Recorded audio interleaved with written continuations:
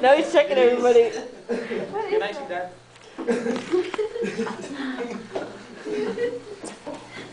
Stomach hurts. Alright, let's go now. I see you, sir.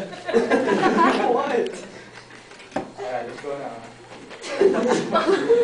Ito ang ating talata ngayon. Alright? Ito ang ating talata. He's looking at I think it's Paul. Alright. What? Ilalagay ito sa first box. What? My wallet. Put your hands here. Ilalagay ito sa first box. Alright? Do you understand the homework? Yes. This is the homework, ha? Yeah. Alright, can we have the test now? No. My wallet. What test? Do you understand the homework? You're going to give this to me tomorrow, ha? Alright. Hopefully it's the same. Now, keep everything away. Is it test? Alright, keep Tiffany with Tracy with Yeah, that's smart. I'll Damn look it, at the if camera that's like, not the what? same one, I don't know. This one's another. The one who knows.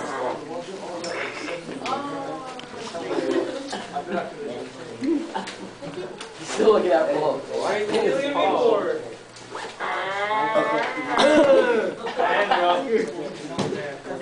What is that really?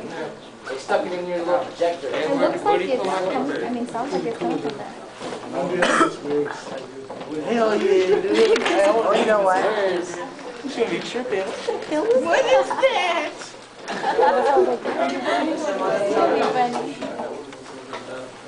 Damn it, it's not the same one. That's a good one. You should do that to Miss Hill. Yeah, What no. is that noise? I'm sad inside. Deep thoughts, deep thoughts. You got one? It's not. Man. Why is it so long? Alright, that's having the a test. Now, let us first discuss. Why do you think it's Alright, first, Tuesday. test 1. Ibigay ang past, present, future tenses ng mga sumusunod Can I like na not take the pangungusap. test? I don't even know half the meanings. Meaning? What Can the? we...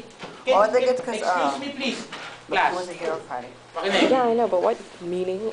Ibigay ang past, present, future tenses ng mga sumusunod na pangungusap. Pangungusap is sentences. At gamitin ito, use it for the sentence below. Pangungusap. Laging tandaan si Ginoong Manansala nagsasalita. Let's answer number 1. Dasal is past. Alright? So what is the past tense of dasal? Dumasal, right? Put dumasal there. On the line. On the line. Kahulugan, meaning of dasal is pray, to pray. How do we make it as a sentence, pangungusap?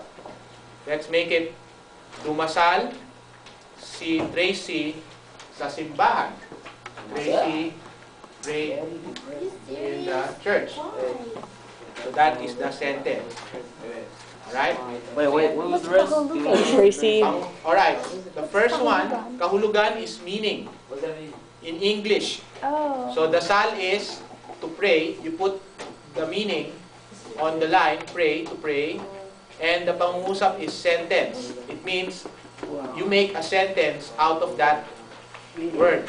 So if the sentence, say for instance, dumasal si Tracy sa simbahan, Tracy prayed at the church. So that is your answer.